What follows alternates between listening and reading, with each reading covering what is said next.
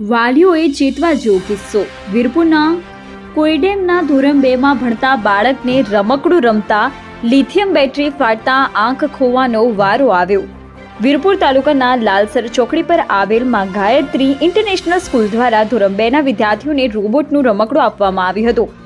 કોઈડમના ઇન્દ્રજીતસિંહ ઠાકોરના પુત્ર વિરેન્દ્રસિંહ ઠાકોર ધોરણ 2માં અભ્યાસ કરતા હતા.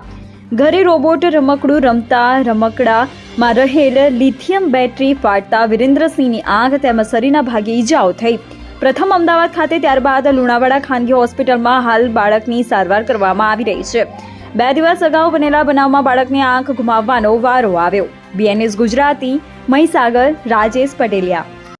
નિડર, નિષ્પક્ષ તેમજ પ્રજાપ્રિય ન્યૂઝ નેટવર્ક એટલે કે BN news Gujarati. BN news ગુજરાતીના ફેસબુક પેજને સર્ચ કરી લાઇક તેમજ ફોલો કરો. સાથે જ ઇન્સ્ટાગ્રામ પેજને પણ ફોલો કરો તેમજ યુટ્યુબ ચેનલને પણ સબસ્ક્રાઇબ કરો. BN ન્યૂઝ ગુજરાતી સર્ચ કરતાની સાથે જ તમામ સોશિયલ મીડિયા પ્લેટફોર્મ ઉપર BN ન્યૂઝ ગુજરાતીના ઓફિશિયલ પેજ આપને મળી જશે. તેમજ સમગ્ર ગુજરાતના સમાચારો સાથે BN ન્યૂઝ ગુજરાતીની સાથે રહી અપડેટ રહો.